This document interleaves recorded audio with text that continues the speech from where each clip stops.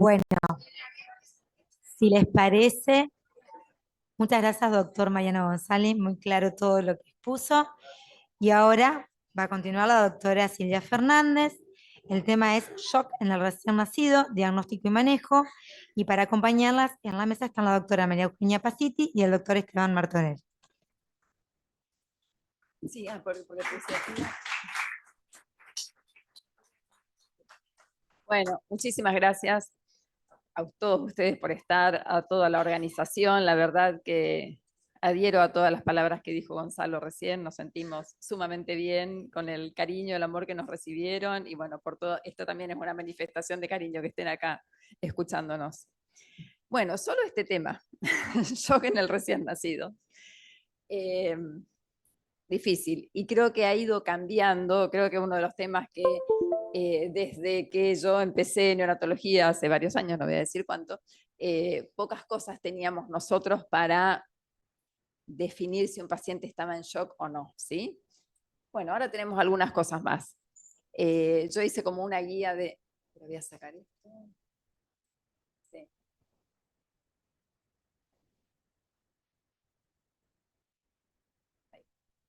Como una hoja de ruta de para hablar de definición, de las características de la hemodinamia neonatal, cómo definimos hipotensión arterial, y eso es todo un capítulo. ¿Qué es el glicocálix? Yo hasta hace un tiempo no sabía qué era el glicocálix. ¿Cuáles son los tipos de shock? Y en eso sí hay varias definiciones, varias propuestas para el tratamiento. Y bueno, ¿y cuál es el manejo del shock? ¿Sí?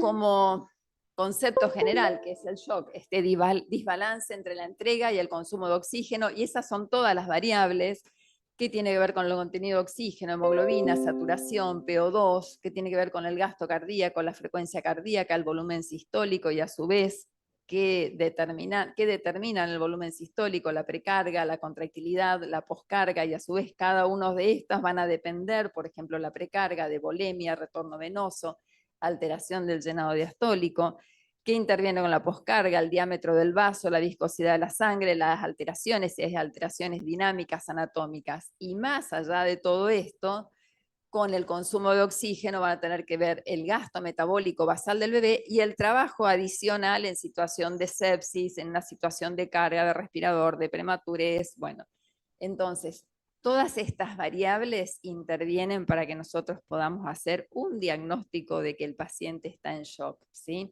La idea es hacer el diagnóstico antes de que ocurra eso. Y estas son un poquito las cosas más importantes que tenemos que tener en cuenta: gasto cardíaco, volumen sistólico, contractilidad y diámetro del vaso. Cuando vamos a tratar de identificar la etiología del shock, a todos nos han venido a avisar: el paciente está hipotenso, como que fuera la primera variable. Es una de las variables del shock, ¿sí? Y entonces, esa hipotensión sí ya nos está hablando de una inestabilidad hemodinámica. Como yo siempre les digo, la hipotensión ya es como la última fase. Cuando el organismo ya puso en marcha todos los mecanismos para sostener la tensión arterial, eso no se logró, el paciente entra en shock. Pero además, para sumar un poquito todo esto, esa tensión arterial que a nosotros nos vienen a avisar: el paciente está hipotenso, en general, ¿qué nos vienen a decir? Tiene una media de tanto, ¿no?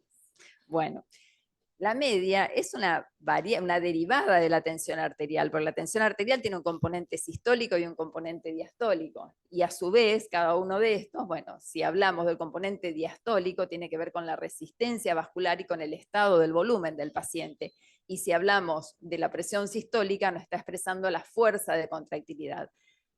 Estas variables se van a ir modificando probablemente según el origen del shock, del tipo de shock, pero al final las dos variables van a caer si el shock se descompensa, si el paciente se descompensa y nosotros no logramos compensar. A su vez, acá tenemos, no les voy a nombrar todas, pero podemos diferenciar cuando hay un estado de bajo gasto cardíaco, cuáles van a ser todas las variables implicadas. Si hay disminución de la precarga, y eso va a tener que ver con bajo flujo sanguíneo pulmonar y con alteración en la entrada o en la salida de ese flujo. Si hay un llenado inadecuado, y puede tener que ver con hipovolemia, cardiomiopatía, un neumotórax, un taponamiento, que también puede ser muy, Ustedes me contaron que acá manejan posquirúrgico de cardiopatías, entonces, bueno, es un cuadro que se presenta frecuentemente. Si hay alteración de la contractilidad, bueno, tenemos otro grupo de enfermedades, ¿sí?, que pueden tener que ver con la estructura y con el ritmo cardíaco, cardiopatías congénitas, arritmias, ¿sí?, si tenemos isquemia miocárdica, cardiomiopatías, y si tenemos aumento en la poscarga, nos vamos para otro lado, vasoconstricción, fase fría del shock, la presencia o el exceso de vasopresores, y en los síndromes muy característicos, el de la remoción de la placenta, sobre todo en los bebés prematuros, donde hay un trastorno de adaptación, o en el síndrome de posligadura del ductus, que se ve frecuentemente, sobre todo en las ligaduras quirúrgicas de ductus que han estado mucho tiempo, aunque no sé cómo les ha pasado a ustedes, pero nosotros cada vez, afortunadamente, tenemos menos ligaduras quirúrgicas de ductus, ¿sí? Y bueno, y ahí un poquito para resumir, cuáles son los estados de presión diastólica baja, ¿sí?, que pueden deberse a resistencia vascular baja, vasodilatación, y ahí tenemos cuadros como el CIRS, NEC, y también no olvidarnos de medicaciones, ¿no? Cuando damos a un paciente que está bajo una anestesia o pacientes con sedación, eso también puede producir disminución de la tensión arterial diastólica.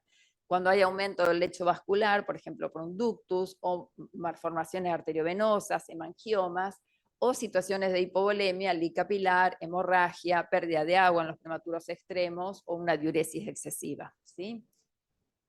Y ahora un poquito poder reconocer, cuando reconocemos el compromiso hemodinámico del neonato, a qué llamamos hipotensión arterial. ¿Alguien sabe qué es la hipotensión arterial? No, porque nadie tiene un concepto, una definición precisa. Entonces, en la literatura podemos decir que manejamos estos dos conceptos. Uno, aquella definición basada en percentilos. Afortunadamente, ahora tenemos tablas de bebés desde las 23 semanas, con percentilos de presión arterial sistólica, diastólica, presión de pulso, y también de acuerdo a las semanas de edad gestacional y de acuerdo a los días de vida, ¿sí? Y eso es muy importante porque no es lo mismo un prematuro a las 24 semanas el primer día que el mismo a las 2 semanas. Pero si nos basamos solamente en estos percentilos, probablemente una gran mayoría de pacientes entren dentro de esa definición de hipotensión, ¿sí?, y no tengan signos de hipotensión, signos clínicos. Entonces, se está usando mucho lo que es la definición fisiológica de hipotensión, que es esa pérdida de la autorregulación del flujo sanguíneo que va a provocar compromisos hacia la función cerebral, isquemia tisular y daño de órganos. Y en realidad esa sería una definición más adecuada, ¿sí? Ahora, tenemos esa definición, pero no sabemos en qué valor de la tensión arterial va a ocurrir ese compromiso en el paciente, ¿sí? Pero a nosotros nos permite utilizar otros marcadores clínicos de laboratorios y ecocardiográficos en vez de usar un valor predefinido de tensión arterial.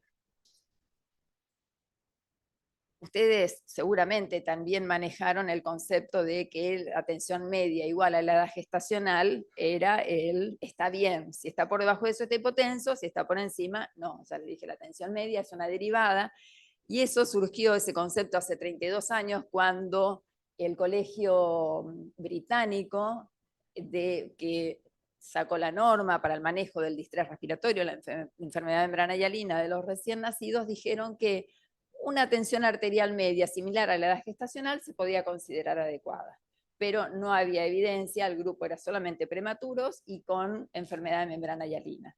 Así que sería de buen grado ya que desterremos este concepto, que no lo usemos más porque no tiene validez científica en la actualidad, ¿sí? Usamos los percentilos y nos guiamos por eso, o vamos viendo qué le va pasando al paciente en determinadas condiciones. Siempre los percentilos nos ayudan mucho porque es el dato objetivo que tenemos, pero bueno, lo importante también es tener el paciente y ver qué le pasa al paciente, ¿sí? Porque uno puede quedarse tranquilo si tiene un percentilo 25, decimos que está bien, pero también hay que ver la tendencia, porque si ese paciente antes venía en percentilo 75 y de repente cada 25, algo le pasa, ¿sí? Ahora, si siempre estuvo en 25, lo dejamos tranquilo, ¿sí? Y bueno, y en el proceso de desarrollo del shock, uno tiene que estar muy avesado a conocer al paciente y saber que las fases pueden ir muy rápidamente, ¿sí? ¿Cuál es el inicio? este inicio de inestabilidad hemodinámica, variación de los signos vitales, de la tensión arterial, de la frecuencia cardíaca, de la perfusión. Cualquier fluctuación de los signos vitales activa rápidamente en segundos un mecanismo de autorregulación, que lo que produce es una vasodilatación local para compensar esa disminución de entrega de oxígeno a los tejidos. Dijimos el concepto de shock, disminución, desbalance entre entrega y utilización de oxígeno, ¿sí? Si eso se compensa, quedamos en la fase 1 compensada del shock. Ahora, si eso no se compensa, pasamos a que si al organismo, a las células no le es suficiente la vasodilatación y esa entrega de oxígeno, las células empiezan a extraer más oxígeno y ahí empieza un segundo mecanismo compensatorio, la autorregulación. Y la ventaja que tenemos nosotros ahora es que podemos utilizar el NIRS y podemos detectar esto, ¿sí? Entonces, esa sería la fase 2, donde ya se desencadenaron 2 mecanismos para sostener la entrega de oxígeno a los tejidos. Ahora, si esto no se compensa, pasamos al metabolismo aeróbico, acidosis láctica, lleva a necrosis tisular, un fallo multiorgánico, ahí empieza a disminuir el ácido láctico, disminuye el consumo de oxígeno porque las células ya se fueron muriendo, hay acidosis láctica con disminución de la extracción fraccional de oxígeno por la célula, que es otro mecanismo, ¿sí? Shock irreversible y muerte. Un poquito para ir más despacio en esto, entonces primero la autorregulación, cuando hay alteración de los signos vitales, la autorregulación, vasodilatación local, que eso se produce por la liberación del óxido nítrico por los glóbulos rojos. Segundo paso, aumento de la extracción de oxígeno por los tejidos, ¿sí? Acuérdense que la extracción de oxígeno aceptable es entre un 15 y un 30%, si eso se modifica, estar atentos, ¿sí? Y ahí lo podemos detectar con el NIRS. Generalmente ustedes tienen NIRS en la unidad, por lo que sé, no todos los pacientes, generalmente tenemos 1 o 2, pero bueno, tratar de ponerlos a los que están más graves, complicados, de más riesgo, y ir también, como en todos los monitoreos, ir viendo la tendencia, ¿sí? Porque también el NIRS no se va a modificar solamente por esto, se puede modificar por un montón de otras situaciones, ¿sí? Nosotros en la unidad tenemos una tablita donde tenemos los algoritmos de ascenso, descenso, y eso nos es de mucha utilidad. Y por último, bueno, si fallan todos estos mecanismos, empieza el metabolismo anaeróbico, con la producción de ácido láctico, y si se prolonga, bueno, esto lleva a la necrosis tisular y la disfunción de órganos. Entonces, 2 componentes de la presión arterial, sistólica y diastólica. Cuando le dicen al paciente está hipotenso, ¿qué hipotensión tiene? ¿Cuál es la variable que está mal? ¿Es la sistólica o es la diastólica? Si es sistólica, tenemos que pensar en alteración precarga, poscarga, contractilidad. Si es diastólica, tenemos que pensar o en volumen o en resistencia, ¿sí? Y bueno, y siempre pensar qué cantidad de oxígeno tiene ese bebé, si la hemoglobina está adecuada, si la saturación de oxígeno está adecuado, porque es un componente importante en el manejo del shock. Y acá vemos el tema del paréntesis del glicocáliz. ¿Qué es el glicocáliz? Es una pequeña membrana que reviste la célula endotelial, la superficie laminal de las células endoteliales, que está básicamente formada por proteínas, proteoglicanos, glucosaminoglicanos, y que tiene la función, cuando está indemne, muchas funciones muy importantes. Primero, regula la permeabilidad capilar, impide la trombosis, regula el tono vascular y regula la adhesión de los neutrófilos. Ahora, en situaciones de shock, puede ser secundario a sepsis o algún mecanismo inflamatorio, empiezan a activarse las llamadas metaloproteasas, que son hialuronidasas, u otras endoproteasas llamadas yedasas, las heparanasas, rompen esa membrana, ese equilibrio del glicocáliz, y entonces todas estas funciones tan importantes que cumplían desaparecen. Entonces aumenta la permeabilidad capilar, disminuye mucho el tono vascular, aumenta la formación de trombos y la agregación de los neutrófilos. Entonces, ese gran órgano de todo el organismo en situación inflamatoria se descompensa, y ahí nosotros tenemos el paciente edematizado, el paciente hipotenso, el paciente con formación de trombos. ¿Se acuerdan cuando en el COVID se hablaba mucho de la heparina? Bueno, quienes han estudiado esto, básicamente vienen de estudios de adultos, vieron que en estas situaciones se podría medir clínicamente, porque Al activarse todo este mecanismo inflamatorio, también lo hacen por las especies reactivas al oxígeno, el factor de necrosis tumoral, interleuquinas, y esas pueden ser medidas. Entonces uno puede determinar el grado de compromiso y de gravedad del proceso inflamatorio. También se estudió que la administración de líquidos que no llegue a la hipervolemia, pero que sea suficiente, protege al glicocáliz en eventos de alteraciones inflamatorias. Y también se refieren a la utilización de plasma fresco o de albúmina. Esos estudios son solamente en adultos, bueno, dicen que hay que estudiar muchos para hacer recomendaciones en recién nacidos, pero bueno, es un gran campo, me parece que tenemos que conocer algo de esto porque es como el core de todo el problema, el famoso glicocáliz. Entonces, sí, es fundamental para el correcto funcionamiento de todos los órganos porque todos tienen endotelio vascular, que es la causa fundamental del fallo multiorgánico, ¿sí? Y que el análisis de estos biomarcadores, cuando se pudieran medir, podrían permitir una terapia dirigida, pero bueno, por ahora está todo, sobre todo en recién nacidos, en modelo experimental. Yo les traje solamente unas formulitas acá de cosas que podemos llegar a saber en pacientes antes de entrar un poquito más en shock. Que con una determinación, si nosotros logramos que un cardiólogo nos haga un gasto cardíaco en un paciente que no tenga shunt por ductus o por CIA o por CIB, si podemos tener ese valor, podemos derivar algunas fórmulas, por ejemplo, de entrega de oxígeno a los tejidos, de consumo de oxígeno, de extracción fraccional de oxígeno para un manejo más dirigido del shock. Ahí, punto, terminado. ¿Sí? Bueno, y en la literatura tenemos varias clasificaciones de shock, básicamente dos, porque son los grupos que más trabajan en esto, el grupo canadiense y el grupo de McNamara. Este es del grupo canadiense, donde de acuerdo a las variaciones de shock, hablan de tener un shock vasodilatador, ¿sí? Caracterizado por básicamente una presión diastólica baja, ¿sí? Con presión sistólica baja, pero que después acompaña a la disminución de la diastólica, y le dan mucha importancia al registro de la presión de pulso, para lo cual también tenemos un percentilo de la presión de pulso, ¿sí?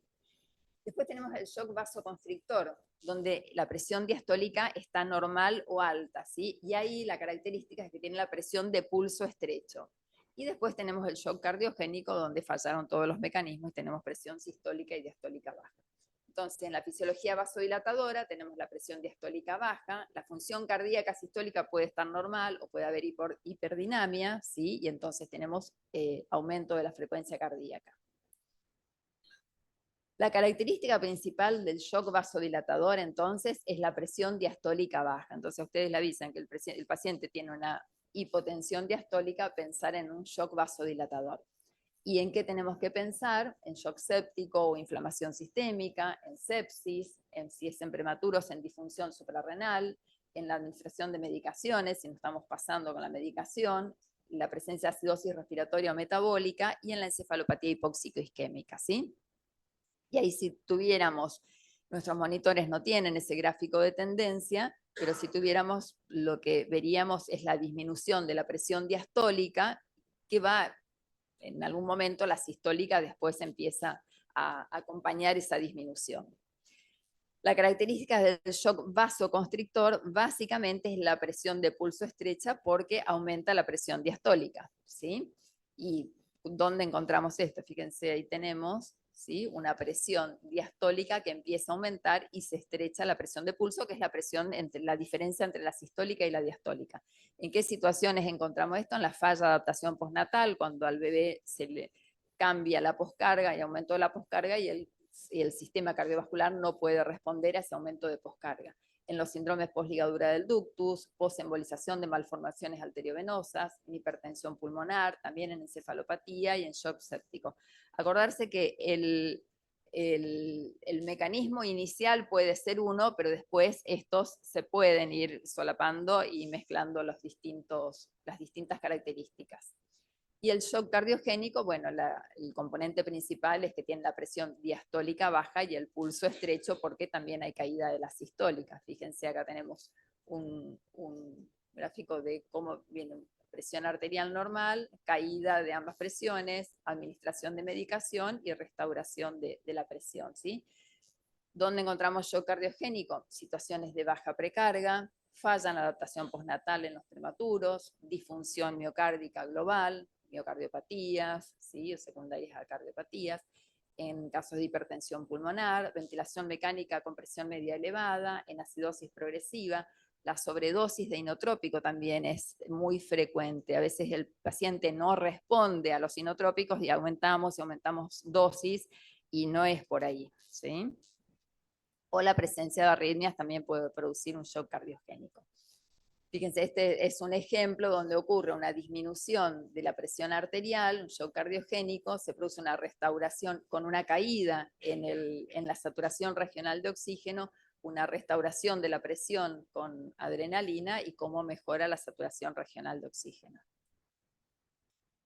Bueno, y este grupo canadiense lo que ha hecho es este cuadro, que solamente a título de uno poder encuadrar según las características que tiene el paciente de los signos clínicos o hemodinámicos, en qué shock podemos poner lo que le está pasando, en qué categoría de shock lo que le está pasando al paciente, ¿sí? Y entonces tienen este gran cuadro donde uno podría ir. Esto está en esta publicación, así que se pueden revisarlo, pero bueno, es como un resumen de en qué causas tenemos que pensar cuando tenemos alteración de cada una de estas variables, ¿sí? Y el grupo de McNamara también tiene su cuadro de algoritmo de diagnóstico de shock, que también son, creo que los grupos que más están trabajando en lo que es hemodinamia neonatal, y sus definiciones se encuadran, sus categorías, en si tienen presión arterial sistólica menor al percentilo 3, y entonces habla de una fisiopatología de bajo gasto cardíaco ventrículo izquierdo, si tienen disminución de la presión arterial diastólica o de ambas, ¿sí? Y entonces, según cada una de estas, la diferencia es que va tratando por causas, ¿sí?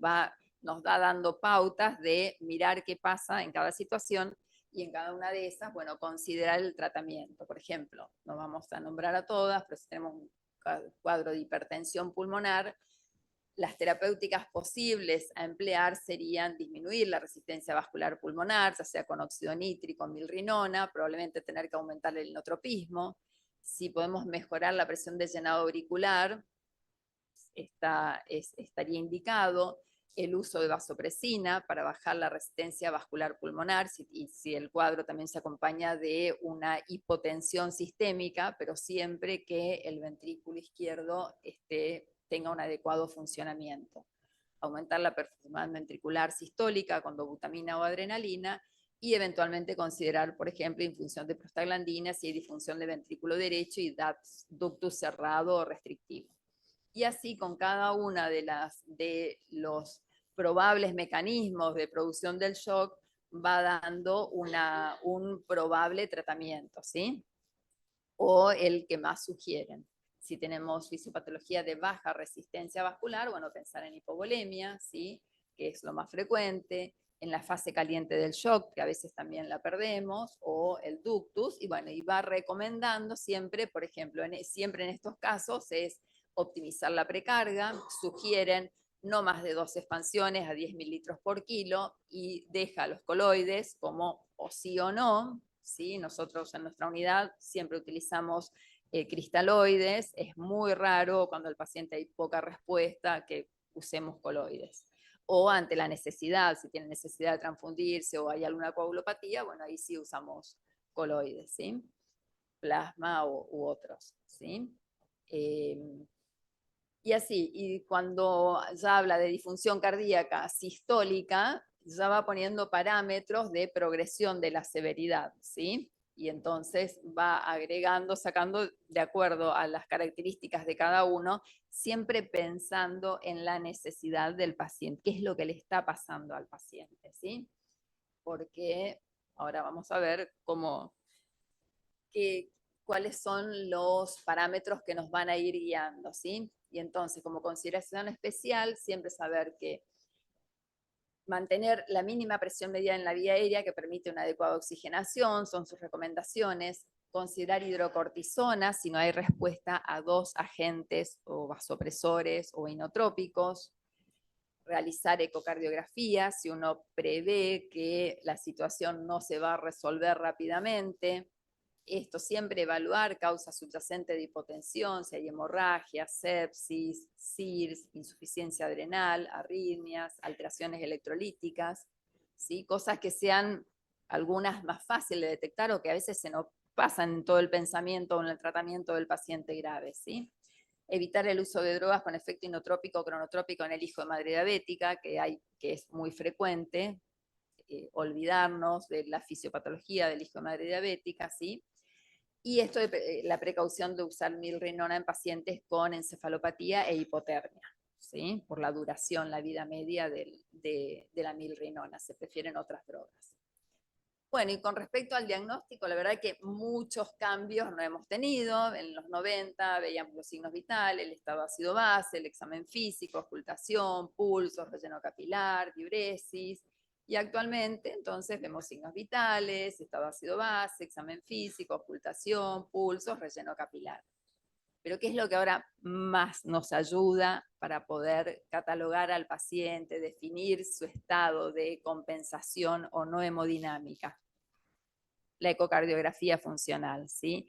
Es lo único que a nosotros nos va a decir qué le está pasando al paciente. Antes teníamos un paciente hipotenso y a todo paciente hipotenso iba dopamina, ¿sí? Y por eso ahora también la dopamina ha caído tanto, ha tenido tanta mala prensa, porque quizás sea útil para una determinada patología, pero como decía Gonzalo recién, no hay una talla única para todos. Entonces hay que ver qué necesita, si al paciente le falta contractilidad, le falta vasopresión, le falta volumen, le falta, es un prematuro y le falta corticoides, entonces hay que individualizar el paciente y en shock, así como en lo respiratorio, es lo mismo con la hemodinamia, ¿sí?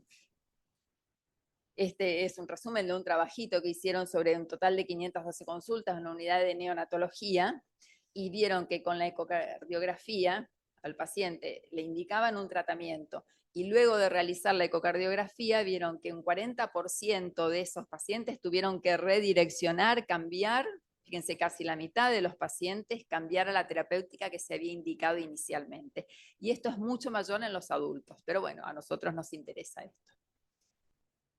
Y bueno, y este era nuestro dogma de tratamiento. Paciente hipotenso, en shock, expansión de volumen, dopamina, no funcionaba, dobutamina, no funcionaba, quizás escalábamos adrenalina, podía o no funcionar, corticoides y en los lugares que podían, ECMO, ¿no? Pero bueno, lo que tenemos que hacer es una elección racional de las medicaciones, ¿sí? Bueno, acá también traje un caso clínico para pensar, embarazo de 40 semanas, rotura de bolsa 48 horas, una mamá que viene con fiebre, micción dolorosa, monitoreo fetal no reasegurador, cesárea, madre cultivo positivo, para coli. Luego del nacimiento, el bebé de término presenta dificultad respiratoria, ingresa a RM, presenta taquicardia, ¿sí? Ya tiene algún signo de que algo le está pasando, y a las 24 horas de vida fallan todos sus mecanismos que lo mantenían compensado, hipotensión a pesar de la expansión. Un gas muy feo, una tensión arterial muy fea, ¿sí? Por debajo de los percentilos seguramente. Y entonces, ¿qué hacemos ahí? Primero, teníamos un paciente de 40 semanas de gestacional, aún manejando en edades neonatales, saber que la fisiología del bebé es diferente al recién nacido de término que del pretérmino. Ya el corazón del recién nacido de término es diferente al del bebé más grande, al del adulto. ¿Por qué? Porque tiene menos fibrillas, tiene menos los canales de calcio para utilizar el calcio, menos posibilidad de utilizar el calcio, menos flujo, eso genera menos flujo transalcolemal de calcio. Tiene más colágeno, entonces tiene más resistencia, es menos elástico ese miocardio. Entonces es más difícil. Y además que por la prematurez tiene mucho menos desarrollo de su sistema de receptores catecolinérgicos. Entonces, no va a responder lo mismo ni a todas las drogas, ¿sí? Ni a todas las dosis de drogas. Entonces, cuando vamos a poner una medicación en un bebé, tenemos que determinar si es prematuro o de término para poder definir. Fíjense, en este cuadro, de acuerdo al primero, segundo, tercer trimestre, cómo la madurez de los sistemas es diferente. Entonces, pensar que estamos frente a un bebé prematuro puede ser inmaduro también en la expresión de los receptores y la respuesta a la medicación es diferente. Entonces, volviendo al caso de nuestro paciente, ¿sí? Estábamos en esta situación, se hace un ecocardio funcional, ven que tiene el ventrículo izquierdo hiperdinámico, una hipertensión pulmonar, hipertensión suprasistémica, mala función del ventrículo derecho, entonces tenemos la suerte de que le ponen óxido nítrico, que le adecúan la medicación, ¿sí? Podemos poner milrinona, pero como el paciente está hipotenso, hay dudas entre el equipo si poner o no, y el paciente no responde a la terapéutica y sigue empeorando. Entonces, siempre existe alguna droga salvadora y que ahora se está usando mucho más y que tenemos que tener en la cabeza porque tiene muchos efectos beneficiosos. Hay que usarla con mucho cuidado porque por sus receptores tiene receptores B1, B2 y B3 y de acuerdo a dónde va a actuar esos receptores, bueno, saber que es un neuropéptido endógeno, la vasopresina, ¿no? Y que el principal mecanismo de acción es la vasoconstricción, sobre todo en el lecho esplácnico y a nivel cutáneo. Y uno de los efectos que tiene es la reabsorción de agua. Entonces eso ayuda a sostener el volumen, pero bueno, también tiene efectos colaterales secundarios. Más allá del efecto sobre la vasoconstricción, tiene un efecto probado de vasodilatación pulmonar. Entonces, muy útil en casos de hipertensión pulmonar, ¿sí? Y tiene un tercer efecto también a nivel renal, que es el de la vasoconstricción y de la reabsorción de agua. Entonces, tener cuidado que en el uso prolongado puede producir hiponatremia, ¿sí? Por ahora la recomendación de uso es de clase 2B, pero se está usando muchísimo, cada vez hay muchos más reportes en bebés prematuros, en bebés de término, y la mayoría de los resultados son favorables en cuanto a su utilización con precaución. Y después tenemos otro paciente, igualito, solo que es de 30 semanas, este bebé. Presenta lo mismo, está en respirador, está taquicárdico, se pone hipotenso, luego de la expansión sigue igual, el mismo ácido base y la misma hipotensión, similar hipotensión. Bajos percentilos para su edad gestacional y un paciente descompensado, ¿sí? Recordar nuevamente esto, ¿sí? Que probablemente necesite más dosis de inotrópicos, ¿sí? La respuesta es diferente para muchas drogas.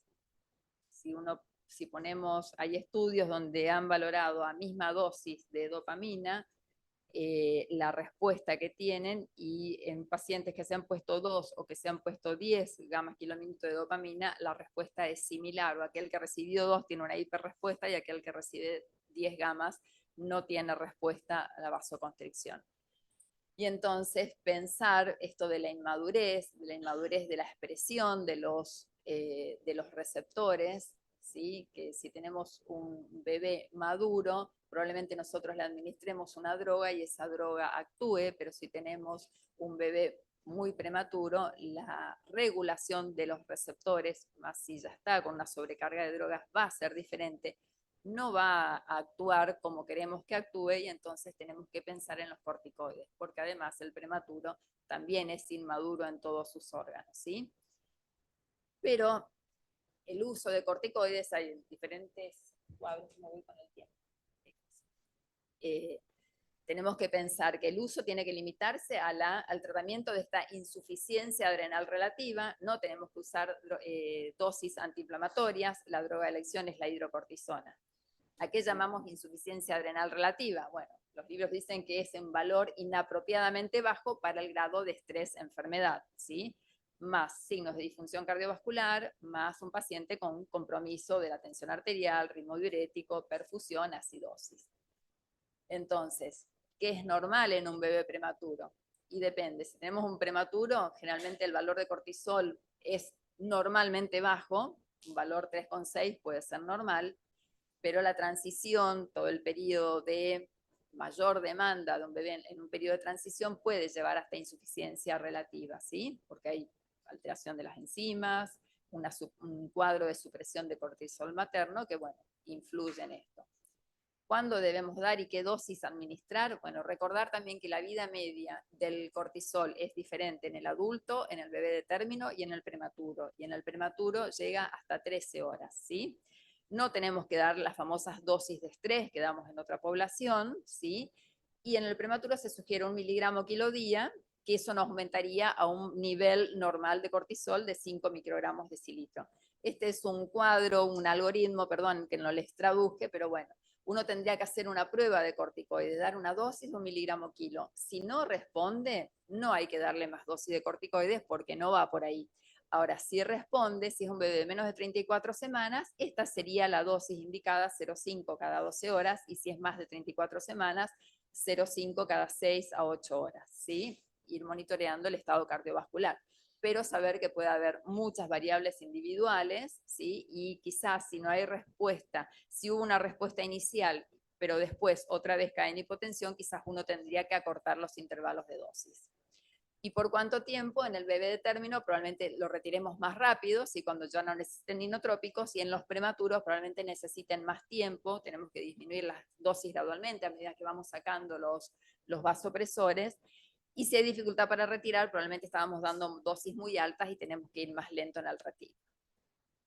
Y ahora un poquito para jugar con qué drogas tenemos que dar en el caso del shock. Y entonces tenemos que catalogar qué está fallando en el paciente, si falla la contractilidad, si falla la resistencia periférica, si qué necesitamos, si fallan las dos cosas, ¿sí? Entonces pensar que hay grupos de drogas, no todo es lo mismo. Antes dopa, dobuta, adrenalina, era como que todo servía para lo mismo, pero empezábamos con dopa porque era menos intensa, y seguía adrenalina y teníamos, y no, y los efectos son similares, y la adrenalina ha resultado ser más noble que la dopamina, ¿sí?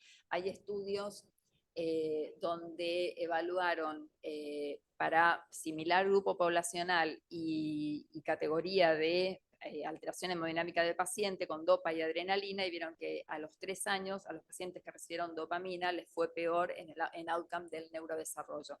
Por esto que es muy difícil determinar la acción de la dopamina. Con respecto a los vasopresores, las drogas vasopresoras son vasopresina y noradrenalina. Si uno quiere solamente efecto vasopresor, noradrenalina, si le tenemos más miedo a la vasopresina inicialmente, o por los efectos indeseables, que podemos tener edemas, pero bueno, hay que ir regulando, ¿sí? De una antidiuresis muy importante. Si necesitamos inotrópico y vasopresor, vamos a ir por adrenalina y dopamina. Generalmente si es un bebé de término en situaciones muy especiales. Si necesitamos inotrópico y vasodilatador, vamos a ir por dobuta y milrinona. Y siempre tener en cuenta líquidos y corticoides, ¿sí? Y entonces, ¿cuándo utilizaríamos cada uno de estos? Vasopresor en un shock vasodilatador, inotrópico y vasopresor en un shock vasodilatador o cardiogénico, inotrópico y vasodilatador, dobutamina y milrinona, ¿sí? En shock cardiogénico y vasoconstrictor, y bueno, líquidos en shock hipovolémico y corticoides en el shock refractario.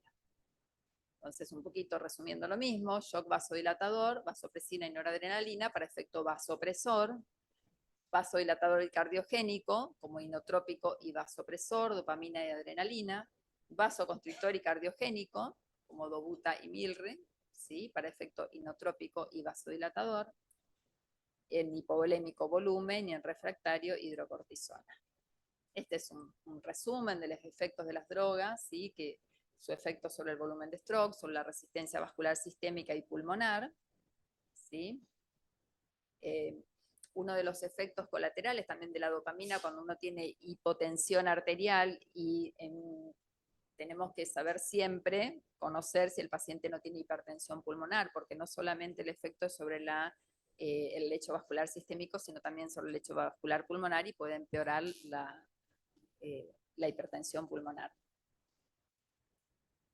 Y bueno, bajan la resistencia vascular pulmonar, milrinona y la adrenalina también actúa. Esto creo que va a ser largo porque ya vamos en tiempo, ¿no? Sí.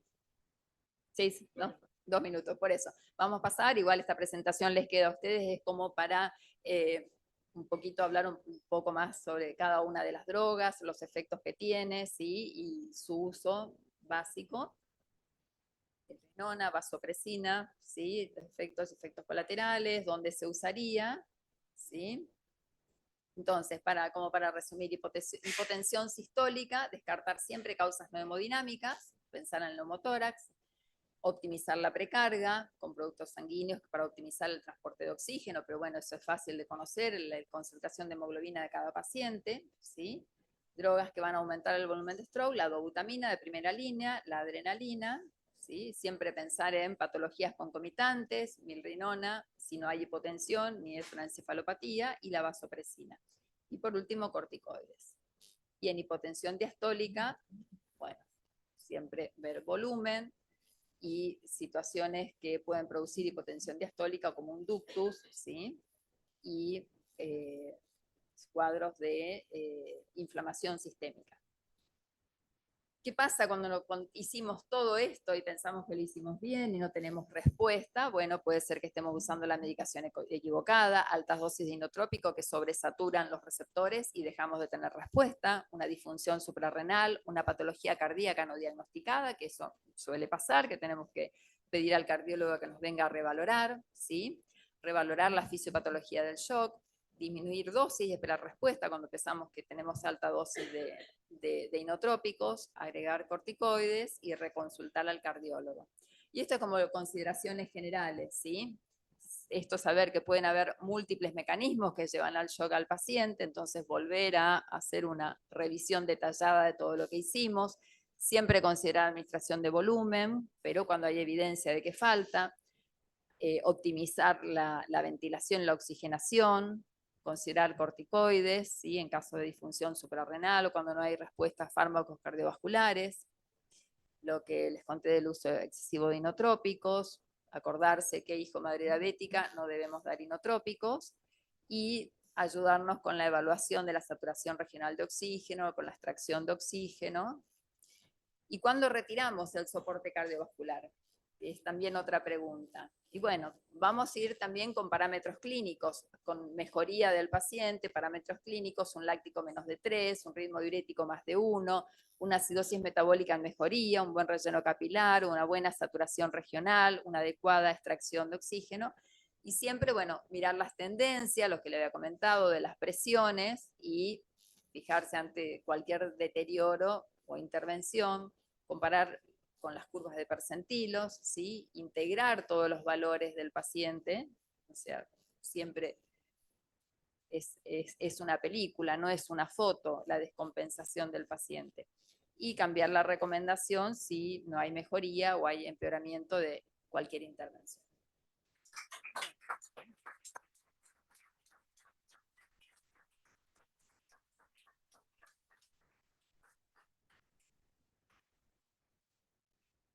Muchas gracias, doctora. Queda abierta la mesa de preguntas, si tienen preguntas. A mí personalmente me sigue en los últimos tiempos las charlas todas de shock, la importancia y lo imprescindible del ecocardio funcional, que es algo en lo que tenemos que hacer hincapié y empezar a trabajar y seguir trabajando. Y bueno, no hubo tiempo de ver un poco más detenido las drogas, pero lo tenemos. Y lo de la vasopresina, queríamos saber si sigue siendo así como una medicación de último recurso o ya está como más incorporada de a poquito, si han podido evaluar o hacer estudios comparativos o algo. Hay muchos estudios. ¿Se escucha? Sí. Hay muchos estudios, cada vez hay más de uso de vasopresina. Creo que nos pasa con muchas de las modalidades, por ejemplo, modalidades ventilatorias. Cuando teníamos alta frecuencia, usábamos alta frecuencia de rescate. cuando óxido nítrico de rescate, la adrenalina la hemos llegado a dar hace muchos años, ahora es una medicación que ya creo que en todos los lugares se usa y ya dejamos de usar dopamina, dobutamina. Con la vasopresina está pasando lo mismo. Inicialmente la usamos de rescate, pero sabemos que en lugares donde tienen mucho más experiencia y pueden hacer estudios, incluso con pacientes de término, que al ver los resultados que tienen los pacientes, uno se anima a poner más. Sí, tiene muchos efectos colaterales, hay que hacer muchos controles, controles de natremia seguido, controles de diuresis, el paciente no es que tiene que dejar de hacer pis, tiene que continuar haciendo pis, pero bueno, muchas veces pasa que quizás hay que regular las dosis, hay todo un cuadro de inicio y de mantenimiento de las dosis, pero bueno, quizás uno tiene que perderle el miedo inicial, hacer cada lugar la experiencia en base a la evidencia que está disponible y ver con qué se siente cómodo. Es una droga noble, sí, y funciona. Sí. Nosotros lo estamos usando cada vez más asiduamente, como todo cambio por ahí generaba Claro. algo de resistencia inicialmente, pero después sí, también viendo resultados y lo que se puede ir evaluando de poquito, lo usamos y queremos saber también ustedes. Hago una consulta.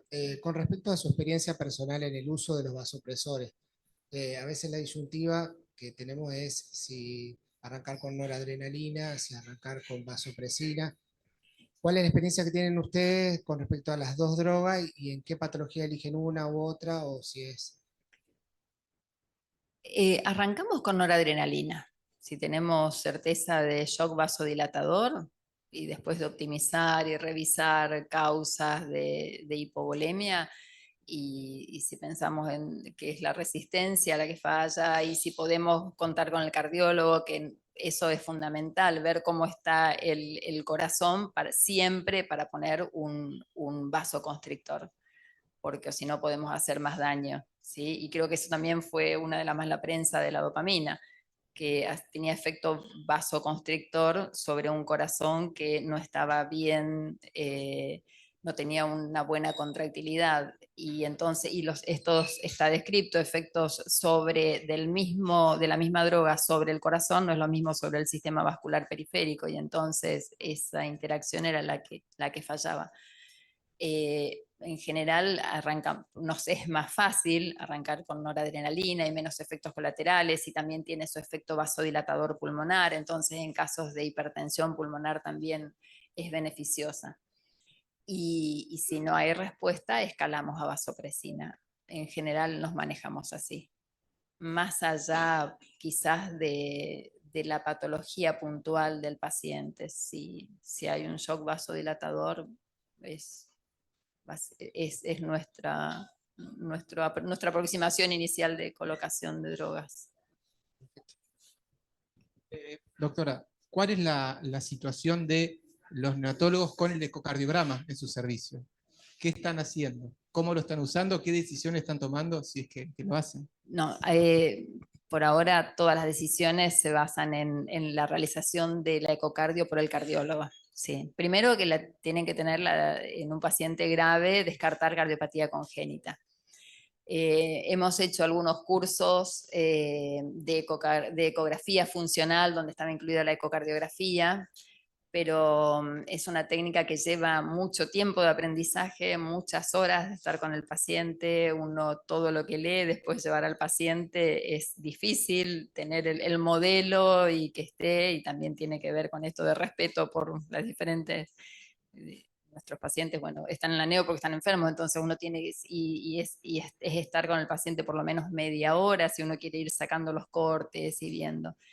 Pero es todavía los neonatólogos en nuestra unidad, justamente el año pasado, ayer le estaba recordando a Analía que habíamos empezado a tratar de hacer un programa para que por lo menos en cada guardia haya un neonatólogo capacitado en hacer un corte, porque lo que estamos haciendo más que nada es tomar videos para poder enviárselo a los cardiólogos. Un poquito tenía que ver con el manejo de las pasivas, de las guardias y todo eso, que no hay gente disponible, que pasan todos, es la realidad.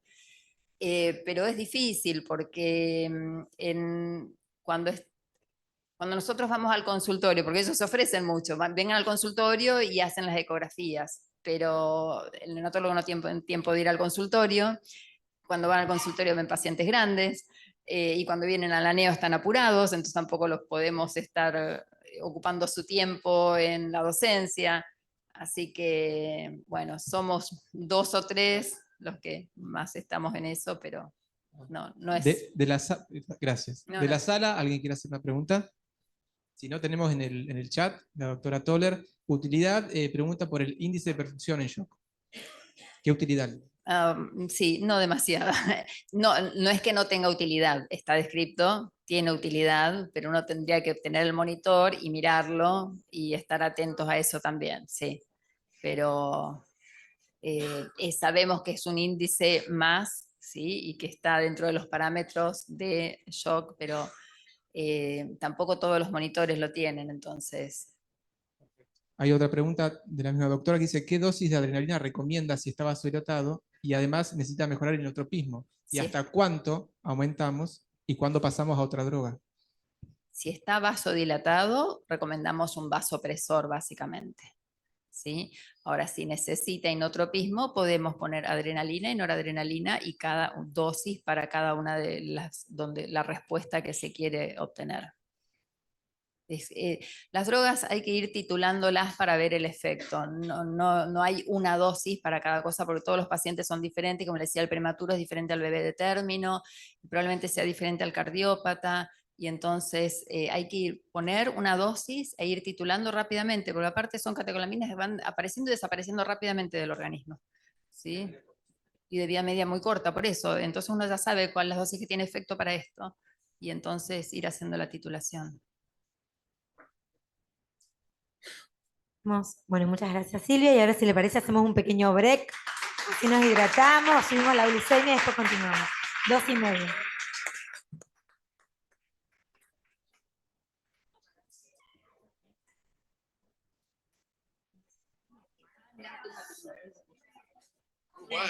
Muy buenas.